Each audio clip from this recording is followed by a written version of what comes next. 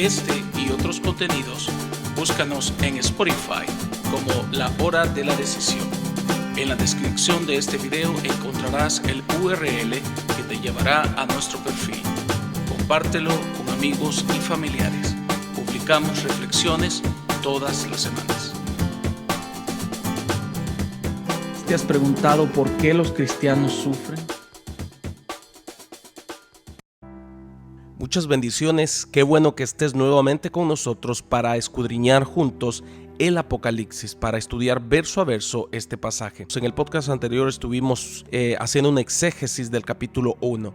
Hoy estaremos ya entrando en lo que es el capítulo 2 de Apocalipsis. Así que sin más preámbulo, toma tu Biblia y escudriñemos verso a verso el Apocalipsis. Capítulo 2, versículo 1 dice: escribe al ángel de la iglesia en Éfeso, el que tiene las 7 estrellas en su diestra, el que anda en medio de los 7 candeleros de oro, dice esto: como recordarás, el Señor Jesucristo envía a Juan a escribir 7 cartas distintas a las 7 iglesias de Asia. Esto lo encontramos en Apocalipsis capítulo 1 versículo 11. Estas 7 cartas están descritas en el capítulo 2 y en el capítulo 3 de Apocalipsis. En el capítulo 2 veremos 4 de estas iglesias. Por ende, dividiremos este pasaje en 4. El primero es el mensaje a la iglesia de Éfeso, que está del versículo 1 al 7. El mensaje a la iglesia de Esmirna del 8 al 11. El mensaje a la iglesia de Pérgamo del 12 al 17 y el mensaje a la iglesia de Tiatira del 18 al 29. La palabra de Dios dice en Hechos capítulo 19, 9, 10 y 26: concluido el tercer viaje misionero de Pablo, todas las personas que estaban en Asia habían escuchado la palabra del Señor Jesucristo. Asia es esta región de la parte de Asia Menor del antiguo Imperio Romano, donde se hallaban situadas estas 7 iglesias que estaban en un radio de no más de 50 kilómetros entre sí. El mensaje de las iglesias abre con el mensaje a Éfeso, y como vimos en el versículo 1, el Señor se presenta como el que tiene las 7 estrellas en su diestra. Recordemos que las 7 estrellas en su diestra, lo estudiábamos en el podcast anterior, representan los 7 pastores. Y los 7 candeleros representan las 7 iglesias. En tal sentido, el versículo 1 nos está hablando de que Cristo es el dueño y la cabeza de la iglesia, y como tal, Él tiene toda la autoridad para exhortar, para advertir y para dar promesas a las iglesias. Y es que estos 7 mensajes están divididos de la misma manera. El Señor empieza dando un elogio, después da una exhortación y una advertencia, y por último da una promesa. Esto lo estaremos viendo en todos los mensajes a las 7 iglesias. Así es que en el versículo 2 y 3 encontramos el elogio para la iglesia de Éfeso. Versículo 2: yo conozco tus obras y tu arduo trabajo y paciencia, y que no puedes soportar a los malos, y has probado a los que se dicen ser apóstoles y no lo son, sino que los has hallado mentirosos. Y has sufrido y has tenido paciencia y has trabajado arduamente por amor de mi nombre y no has desmayado. Vemos un elogio grande a la iglesia de Éfeso. La iglesia tenía muchas buenas características. Algo que me llama la atención es que dice que esta iglesia había probado a los que se decían ser apóstoles y los había hallado mentirosos. Esto es algo importante. Hoy en día se ha levantado una bola de personas que se dicen llamar apóstoles, y la iglesia debe de estar atenta y comprobar cuáles son realmente personas usadas por Dios y cuáles de esas personas son mentirosos. En el versículo 4 encontramos la exhortación y advertencia. Pero tengo contra ti que has dejado tu primer amor. Cristo amonesta a la iglesia por haber dejado su primera devoción a Él. La iglesia de Éfeso era una iglesia caracterizada por el amor. De hecho, el apóstol Pablo alaba el amor de la iglesia en Efesios 1, 15 y 16. Y dice Pablo que ellos eran abundantes en amor. Parece que con el paso del tiempo, las vicisitudes, las persecuciones, etc., la iglesia había perdido esa primera devoción por Dios. Versículo 5. Recuerda por tanto de dónde has caído y arrepiéntete y haz las primeras obras, pues si no, vendré pronto a ti y quitaré tu candelero de su lugar si no te hubieres arrepentido. El Señor llama a la advertencia y le dice: recuérdate y arrepiéntete y vuelve. Qué importante es en la vida del cristiano recordar cómo empezamos en el Evangelio y arrepentirnos si hay un descuido de una devoción a Dios. Pero hay algo importante, el Señor dice: y si no, quitaré tu candelero de su lugar. ¿Cómo podríamos interpretar esto? Bueno, podemos interpretarlo como la palabra de Dios lo dice. En Mateo 5:14, Jesucristo dijo que nosotros somos la luz del mundo, pero dice en Lucas 11:35 que esta luz se puede convertir en tinieblas. Si el cristiano descuida su relación, ese fuego se va apagando. Esta es una analogía muy similar a la que el Señor hizo en Mateo 5:13, cuando habla que nosotros somos la sal de la tierra, pero que esta sal puede llegar a perder su sabor y entonces ya no sirve para nada. Es necesario que, como el apóstol Pablo le recomendó a Timoteo, avives el fuego del don de Dios que está en ti, que no dejes que esa llama se apague y que ese candelero sea quitado de su lugar. La iglesia debe de estar muy pendiente de eso. Versículo 6, encontramos un elogio más para esta iglesia. Pero tienes esto, que aborreces las obras de los nicoalitas, las cuales yo también aborrezco. ¿Quiénes eran estos nicoalitas? Los cristianos del segundo siglo, personas como Irineo de León y Clemente de Alejandría, identificaban a estos nicoalitas como la secta de los gnósticos. Por lo dicho, estos hombres podemos tomar una referencia histórica que verdaderamente eran los gnósticos, ya que para aquel tiempo los gnósticos estaban haciendo una guerra constante contra la iglesia cristiana, estaban atacando la doctrina, sana doctrina cristiana. Ellos se introducían a las iglesias haciéndose pasar por cristianos y empezaban a predicar doctrinas falsas. Decían que Jesús no había venido, que sí era Dios, pero que no había venido en carne, sino que era una sombra de Dios y que no había sufrido. Esto fue uno de los puntos que detonó y que inspiró al apóstol Juan a escribir el Evangelio de Juan, ya que en este Evangelio nos presenta a Jesucristo, pero también nos presenta el lado humano de Jesús. Él nos presenta relatos únicos como el de la mujer samaritana, cuando el Señor, cansado del camino, tiene sed y le pide de beber a la mujer. También nos presenta al Señor cansado del camino, dormido en la barca, o también nos presenta a Jesús llorando ante la tumba de su amigo Lázaro. En tal sentido, Juan nos presenta la humanidad de Cristo desde su encarnación del cielo a la tierra hasta el Calvario. Juan demuestra así que él era 100% Dios, pero también 100% hombre. Él lloraba, él se cansaba, él comía, él bebía, etc. En tal sentido, esta doctrina de los nicoalitas estaba atacando fuertemente a las iglesias, pero también la iglesia estaba contrarrestando esta clase de doctrinas. Es por eso que el Señor le dice: pero tienes esto, que aborreces la doctrina de los nicoalitas. Hay otras personas que asocian la doctrina de los nicoalitas con su raíz etimológica y dicen que son personas que pretenden sobresalir en la congregación, pero yo me decantaría más por la primera interpretación, porque si nos vamos al tiempo histórico de la iglesia de Éfeso, veremos que esta era la guerra teológica que ellos tenían para ese entonces, la guerra contra el gnosticismo. Ahora, en el versículo 7 encontramos la promesa que Dios hace a esta primera iglesia, pero como hemos dicho, estos 7 mensajes son representativos de la iglesia. Las promesas y las advertencias son válidas para todas las iglesias de todos los tiempos, incluyéndonos a nosotros. El que tiene oído, oiga lo que el Espíritu dice a las iglesias. Al que venciere, le daré a comer del árbol de la vida, el cual está en medio del paraíso de Dios. La promesa para el cristiano que venciere, para nosotros que venciéremos, es que nos dará a comer del árbol de la vida, es decir, nos dará vida eterna. Se nos habla de este árbol de la vida en Génesis 2, 7 al 9, Génesis 3, 22 al 24. Este árbol de la vida estaba en medio del huerto de Dios, en medio del Edén, y también estaba el árbol de la ciencia del bien y del mal. Dios pone al hombre y a la mujer en el huerto, todos sabemos, la mujer es engañada, el hombre también, y ambos comen del árbol de la ciencia del bien y del mal y cometen transgresión. A causa de su pecado son expulsados del huerto y ya no se vuelve a mencionar más ni el huerto de Dios, o sea, ni el Edén de Dios, ni el árbol de la vida.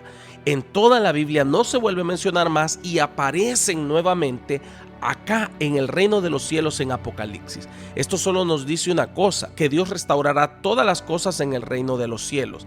El Edén que el hombre perdió por su pecado será restaurado o ha sido restaurado en el reino de los cielos, al igual que el árbol de la vida ha sido restaurado en el reino de los cielos, y todos aquellos vencedores, herederos de las promesas celestiales, pues ahí está una de esas promesas celestiales, estar en ese huerto, en ese Edén precioso donde está el árbol de la vida. Esto fue dicho en el segundo discurso de Pedro en el pórtico de Salomón en Hechos 3, 20 al 21, que dijo que Dios restaurará todas las cosas, entre ellas el huerto del Edén que el hombre perdió por su pecado y el árbol de la vida. Bien, pasaríamos entonces al versículo 8 y entraríamos al segundo mensaje, que es el mensaje a la iglesia de Esmirna. Y escribe al ángel de la iglesia en Esmirna: el primero y el postrero, el que estuvo muerto y vivió, dice esto. El segundo mensaje es el mensaje a la iglesia de Esmirna. La palabra Esmirna quiere decir mirra. Este era un elemento utilizado para embalsamar a los muertos en aquel tiempo, y habla acerca de la iglesia perseguida, aquellos que eran llevados al Coliseo romano y eran muertos y despedazados por los leones, y Cristo está refiriendo este mensaje a esa iglesia. La manera correcta de interpretar estos 7 mensajes es que Dios da estos 7 mensajes hablando de 7 periodos subsiguientes que tendría la iglesia hasta llegar a la iglesia actual, atravesando por la iglesia primitiva, pasando a la iglesia medieval y llegando a la iglesia moderna y la iglesia actual. Pero no nos vamos a extender en este enfoque, ya que tenemos ya una saga completa sobre esto que se llama las 7 iglesias del Apocalipsis y los 7 periodos de la iglesia. En la descripción de este video te estaré dejando el link y verás ahí la saga donde nos extenderemos más al enfoque futurista, cómo es que esto se cumplió en las diferentes iglesias que han habido durante todos los siglos. Entonces hablaremos en este estudio del enfoque práctico que se está escribiendo el Apocalipsis de estas iglesias. Cristo se presenta en el versículo 8 como el que estuvo muerto y vivió, recordándole hacia la iglesia que él mismo sufrió martirio, y con esto también trayendo aliento a los creyentes. Versículo 9: yo conozco tus obras y tu tribulación y tu pobreza, pero tú eres rico, y la blasfemia de los que se dicen ser judíos y no lo son, sino sinagogas de Satanás. Acá encontramos lo que es el elogio. Cristo elogia las características de la iglesia, y me llama la atención que el Señor elogia la pobreza de la iglesia. De hecho, el apóstol Pablo también ya había hablado de la pobreza de los hermanos de aquella región de Macedonia en 2 de Corintios 8, 1 y 2. Esta iglesia, a pesar de ser una iglesia pobre, era una iglesia que daba todo lo que tenía para Dios y servía al Señor. Es decir, que la condición económica de la iglesia no había hecho mella alguna en su adoración y en su fervor a Dios. ¿Y cuánto tenemos que aprender de esta iglesia? Esta iglesia no había decidido predicar un evangelio adulterado de la prosperidad para poder tener ganancia deshonesta, como estamos viendo hoy en día que están predicando muchas iglesias. Esta iglesia se había mantenido fiel a Dios a pesar de su pobreza y de su persecución. Por eso el Señor le dice: pero tú eres rico. Porque aunque no tenían dinero económico en este mundo que perece, estaban sembrando en el banco de los cielos, en donde tenemos intereses por mayor. También ellos estaban teniendo una contienda contra los judaizantes, y de hecho le llama la sinagoga de Satanás. Y aquí encontramos la primera referencia de las muchas referencias que se hacen en los 7 mensajes a las iglesias a las cosas de Satanás, porque obviamente Satanás es el enemigo número 1 de la iglesia. Él siempre estará tratando de poner tropiezo y detener el avance de la obra. Aquí se manifiesta como sinagogas de Satanás. Aquellas personas profesaban una religiosidad, pero simplemente estaban siendo usadas por el enemigo. Versículo 10 encontramos la exhortación y la advertencia. No temas en nada lo que vas a padecer. He aquí el diablo echará a algunos de vosotros en la cárcel, para que seáis probados, y tendréis tribulación por 10 días. Sé fiel hasta la muerte, y yo te daré la corona de la vida. Nuevamente el Señor hace una alusión a Satanás, porque obviamente hay una lucha de parte del enemigo contra la iglesia. Y esta iglesia era tan fiel a Dios que era totalmente aprobada por Dios, porque no hay una exhortación, es decir, no hay un regaño para la iglesia. Hay una advertencia de lo que Satanás quería levantar, pero es una de las pocas iglesias a las cuales Dios no les da una exhortación, no les da un regaño. Qué privilegio, ¿verdad? Que podamos ser fieles a Dios y hallarnos, como dice el apóstol, procura ser hallado un obrero aprobado por Dios, que no haya ninguna mancha en nuestra vestidura, que no haya nada que se nos pueda reclamar. En el versículo 10 también el Señor les habla que tendrían tribulación por 10 días. Esto se refiere a las 10 grandes persecuciones por los 10 emperadores más cruentos que tuvo el Imperio Romano, que se levantaron contra los cristianos. Estos son Nerón, Domiciano, Trajano, Marco Aurelio, Séptimo Severo, Maximiano, Decio, Valeriano, Aureliano y Diocleciano.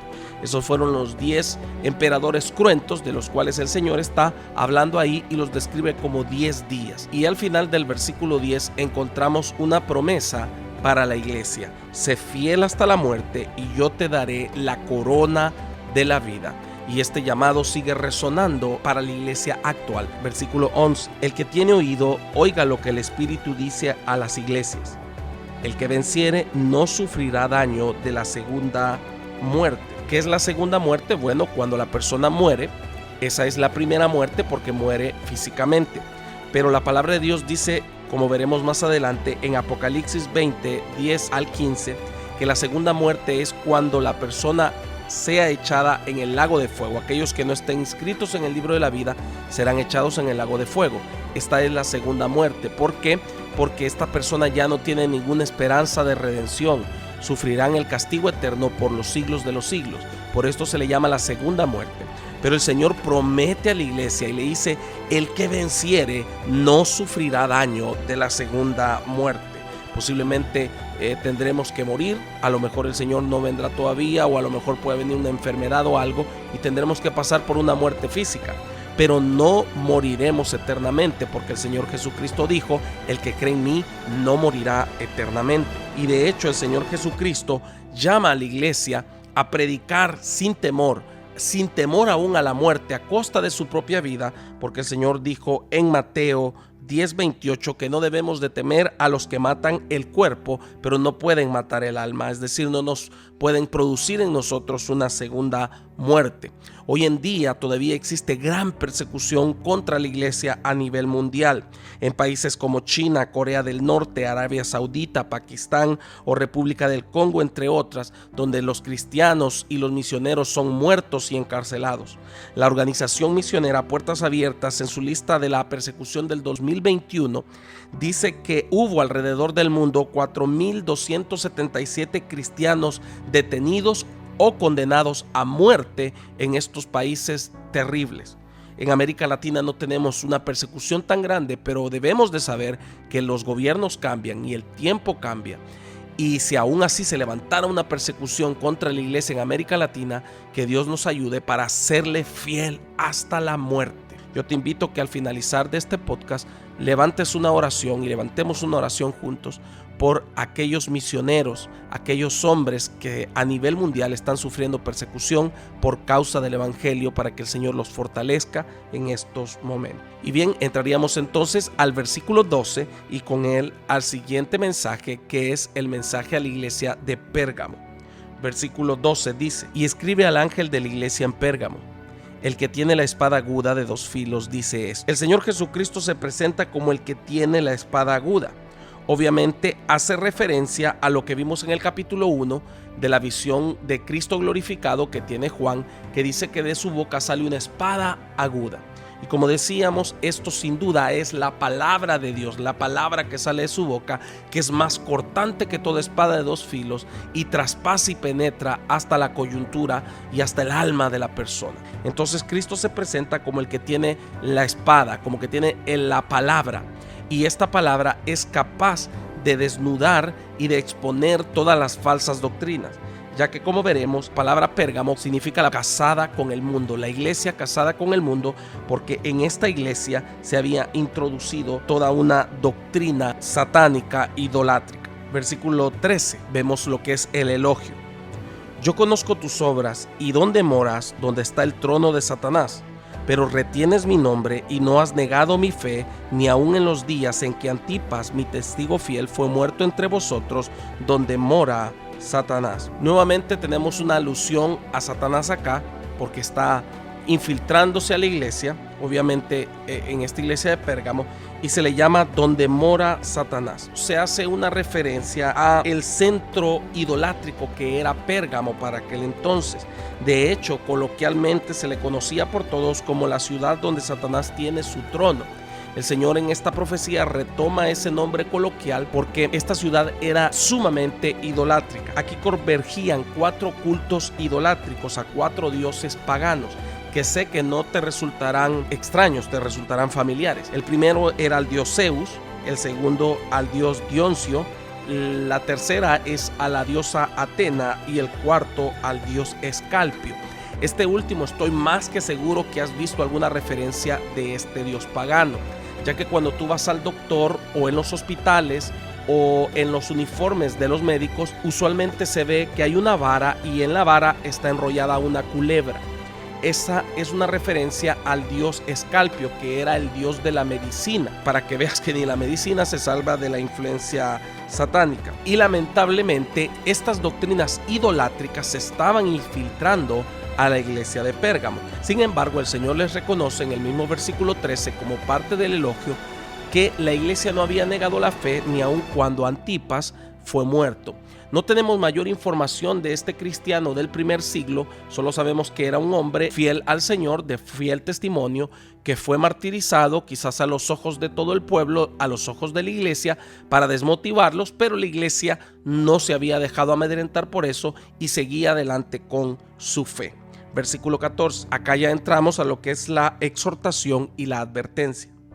Pero tengo unas pocas cosas contra ti, que tienes ahí los que retienen la doctrina de Balaán, que enseñaba a Balac a poner tropiezo ante los hijos de Israel, a comer cosas sacrificadas a los ídolos y a cometer fornicación. Encontramos más referencias sobre la doctrina de Balaán en 2 de Pedro 5:15 y Judas versículo 11. Pero ¿quién era este Balaán?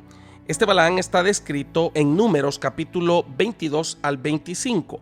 Balac era un rey temido que se movía por toda el área de Israel y contrató a un hechicero que viniese a maldecir al pueblo de Israel, pero Dios no le permite maldecir a su pueblo. Y todos recordamos que la burra le habló a Balaán porque la burra sí miraba el ángel de Jehová y Balaán no. Sin embargo, al ver que no podía alejar a Dios de su pueblo, Balaán se ingenió otro plan, que era alejar al pueblo de su Dios.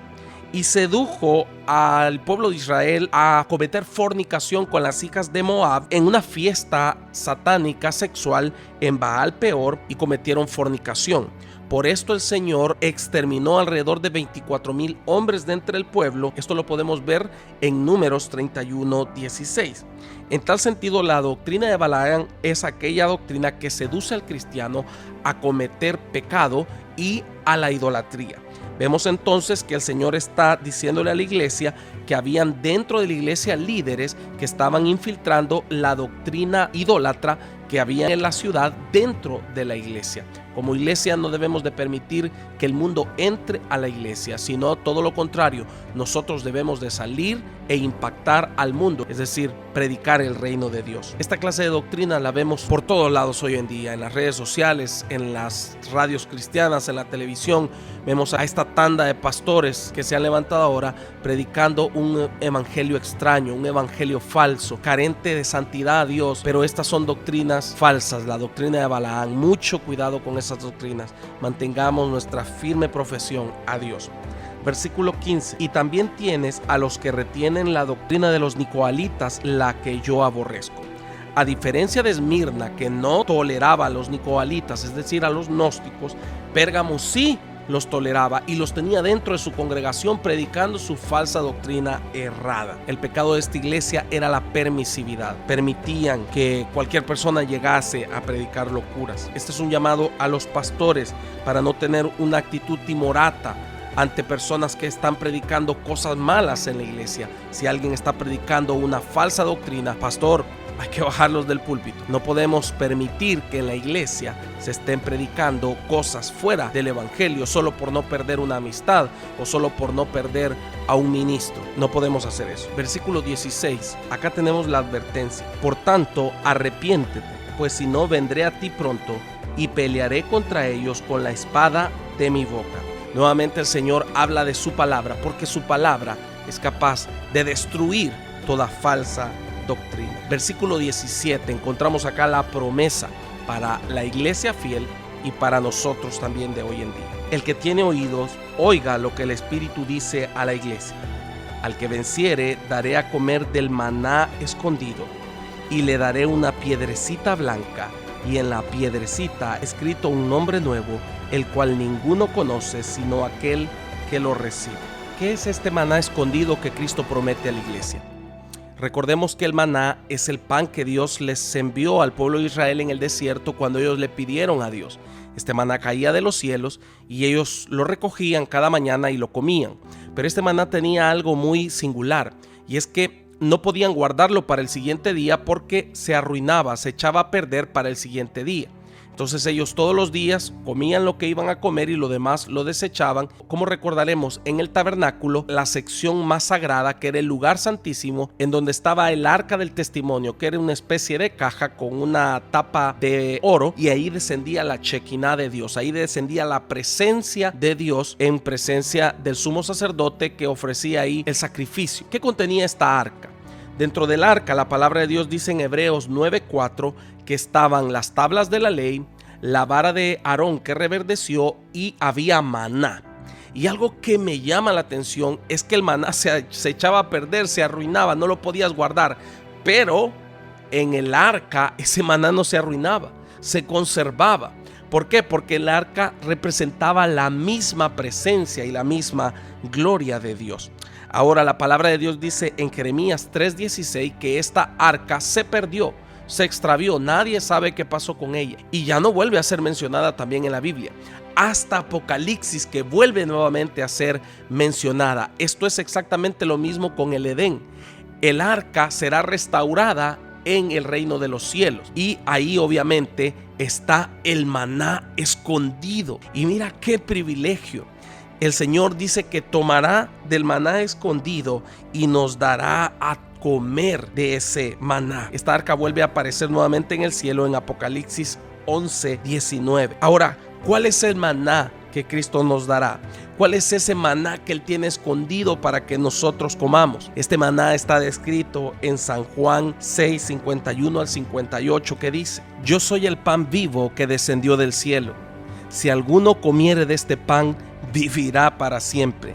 Y el pan que yo le daré a comer es mi carne, la cual yo daré por la vida del mundo. Versículo 53, Jesús les dijo: de cierto os digo, si no coméis la carne del Hijo del Hombre y bebéis su sangre, no tenéis vida en vosotros.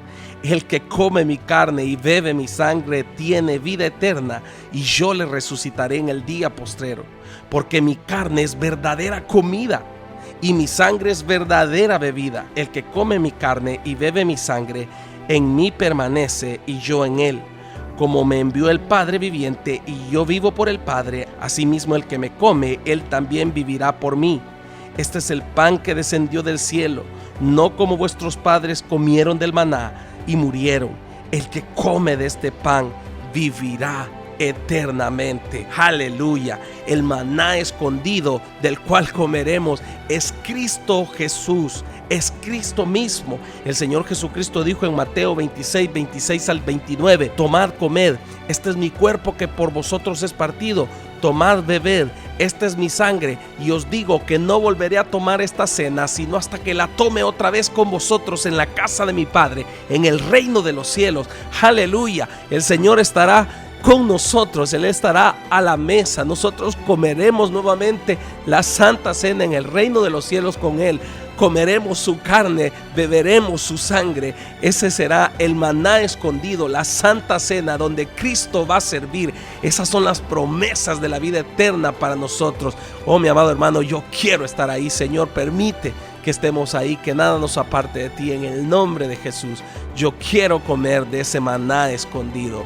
Gloria a Dios, qué promesas más eternas, más gloriosas las que el Señor nos ha hecho. Aleluya. Nos sentaremos en su mesa y comeremos su maná, su carne, su sangre, la santa cena en el reino de los cielos. Alabado sea el Señor. Ahora dice también que Él nos dará un nombre nuevo en una piedrecita. Claro, porque la palabra de Dios dice que somos nueva criatura y como nueva criatura tenemos una nueva identidad. Él nos dará una piedrecita con un nombre nuevo. Hay mucha gente que ha dicho que esto a lo mejor es simbólico y que no será una piedrecita literal. Yo creo que sí. No habría por qué pensar que esto podría ser algo meramente simbólico. Él me dará un nombre nuevo. Él te dará un nombre nuevo en el reino de los cielos, correspondiente a tu nueva identidad en Cristo Jesús. Amén. Parecería que con esto ya hubiéramos terminado un mensaje, ¿verdad? Y que ya para qué seguir. Pero todavía tenemos un mensaje más. El mensaje a la iglesia de Tiatira. Versículo 18. Y escribe al ángel de la iglesia en Tiatira: el Hijo de Dios, el que tiene ojos como llama de fuego y pies semejante al bronce bruñido, dice esto. El Señor se presenta acá como el que tiene ojos como llama de fuego. Si tú te recuerdas, esto se relaciona en el capítulo 1 con la justicia, con los juicios del Señor y con sus caminos que son rectos, perfectos y firmes. En este sentido, Cristo se presenta como juez, como un juez justo. ¿Por qué? Porque en Tiatira el Señor va a dar un juicio muy fuerte a una persona en específico y a la iglesia en específico de Tiatira.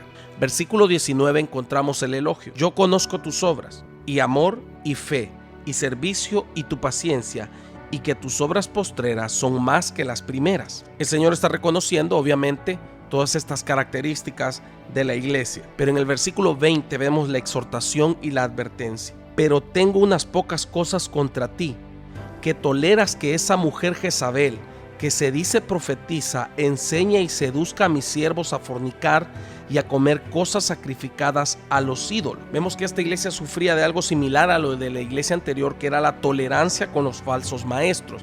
En este caso no eran varios, era una mujer, y a esta mujer se le llama Jezabel y se dice que era profetisa, es decir, que era una profetisa falsa. ¿Cuántos falsos profetas se han levantado hoy que te profetizan cada cosa? ¿Verdad? Hay muchas Jezabel y muchos Jezabelos en las iglesias actuales, muchos falsos profetas. Dice que seducía a los de la iglesia a fornicar y a intrometerse en la idolatría. A esta mujer se le llama Jezabel. Esta es una referencia a la reina pagana de Israel llamada Jezabel, que se describe en 1 de Reyes 19, 1 al 2, 1 de Reyes 21, 1:15 y 2 de Reyes 9, 7 al 10. Esta mujer fue la mujer más perversa y maniática que hubo en Israel. Y vemos nuevamente en Apocalipsis a otra Jezabel. Lo que podemos entender de acá es que está haciendo una analogía con la maldad de la reina pagana Jezabel.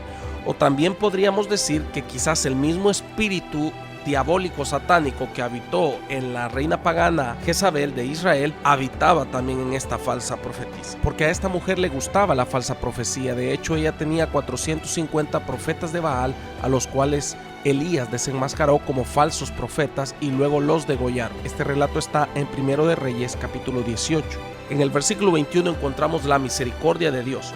Dice: y le he dado tiempo para que se arrepienta, pero no quiere arrepentirse de sus fornicaciones. Claramente Dios en su misericordia le había dado tiempo a esta mujer, pero esta mujer simplemente no quería arrepentirse, no sentía arrepentimiento alguno por lo malo que estaba haciendo. Al no sentir arrepentimiento, entonces acarrea sobre sí el juicio de Dios. Y acá viene lo que es la advertencia y el juicio. He aquí yo la arrojo en cama y en gran tribulación a los que con ella adulteran, si no se arrepienten de sus obras. Acá encontramos una triple sentencia. La primera es una sentencia de cama para la mujer. Esto nos habla de una sentencia de enfermedad o de muerte. Y luego vemos una sentencia para los que con ella fornicaban, para los que eran parte de ese culto idolátrico dentro de la iglesia. También hay una sentencia de enfermedad y muerte sobre ellos. En el versículo 23 encontramos una sentencia más. Y a sus hijos heriré de muerte, y todas las iglesias sabrán que yo soy el que escudriña la mente y el corazón, y os daré a cada uno según sea vuestra obra. El tercer juicio es un juicio para sus hijos, Quizás estos también estaban involucrados dentro de los actos lascívicos que realizaba su madre dentro de la iglesia. Versículo 24. Pero a vosotros y a los demás que están en Tiatira, a cuantos no tienen esta doctrina y no han conocido lo que ellos llaman las profundidades de Satanás, yo os digo, no os impondré otra carga. Todos aquellos que habían sido involucrados en este falso culto hablaban de que ellos tenían una experiencia espiritual profunda. Pero esta experiencia espiritual no era del Espíritu Santo, sino que era demoníaca, era satánica. Por eso el Señor lo llama las profundidades de Satanás. Vemos acá nuevamente otra referencia a Satanás y a su obra maligna que estaba infiltrando a la iglesia. Hoy en día vemos muchas sectas y muchas sociedades secretas que prometen a las personas tener una experiencia profunda, pero lo que no les dicen es que esta experiencia profunda no es con Dios, sino que es con Satanás. La iglesia tiene que tener mucho cuidado con estas doctrinas terribles. Y el Señor dice, y a los que no tienen esta doctrina, yo no les impondré otra carga. Obviamente porque es la bondad del evangelio. El Señor Jesucristo dijo, mi yugo es fácil y ligera mi carga. Es el diablo el que pone cargas y el que pone dogmas en los hombres y no Dios. Versículo 25. Pero lo que tienes, reténlo hasta que yo venga. Debemos de mantener nuestra profesión y esto hoy más que nunca debe estar presente porque la venida del Señor está pronta. El versículo 26 termina con la promesa a la iglesia.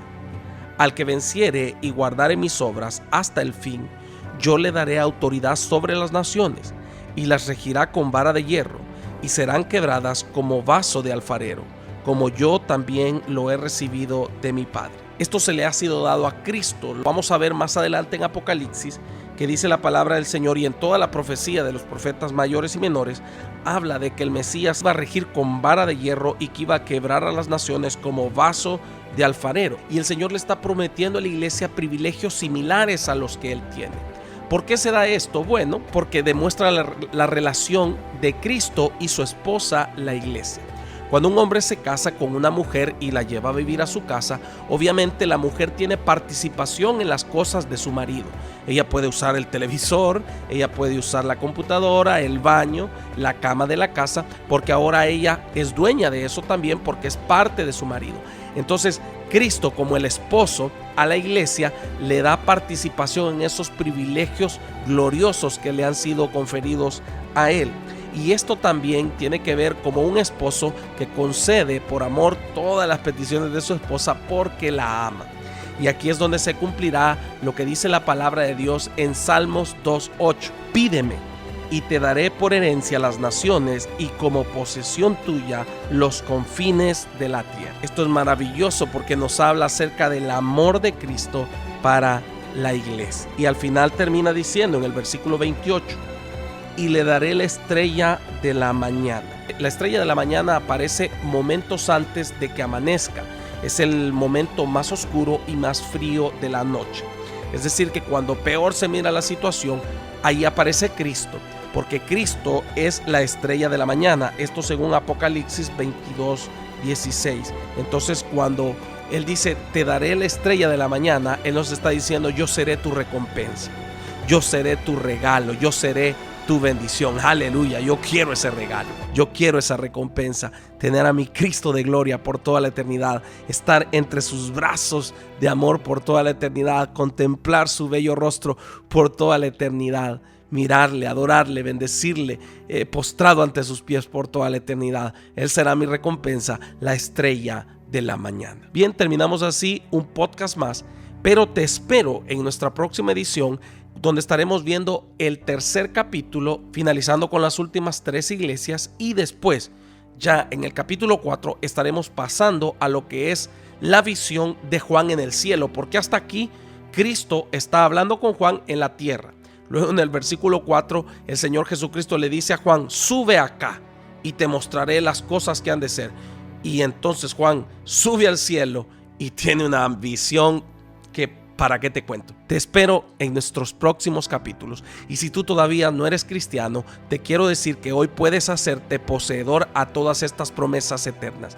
Entrégale tu corazón a Jesucristo y permite que Él sea el dueño, el Señor y el Salvador de tu alma. Repite la oración con fe que estará apareciendo al final. Y si lo haces con fe, el Señor salvará tu alma. Este fue tu amigo, el pastor Khaled Pineda, para la hora de la decisión. Dios te bendiga. Esta es la hora de la decisión, la más importante de tu vida. Tu decisión por Jesús. Entrégale tu corazón orando de esta manera. Señor Jesús, reconozco que soy pecador y mi pecado me aleja de ti. Me arrepiento, perdóname Señor. Hoy te recibo como mi único y suficiente Salvador personal. Creo que eres Dios, que moriste y resucitaste al tercer día. Escribe mi nombre en el libro de la vida. Amén. Ahora eres parte de la familia de Dios. Te invitamos a que te congregues en una iglesia cristiana para que sigas creciendo en el conocimiento de Dios. Y te esperamos en nuestra próxima edición de La Hora de la Decisión. Hoy vengo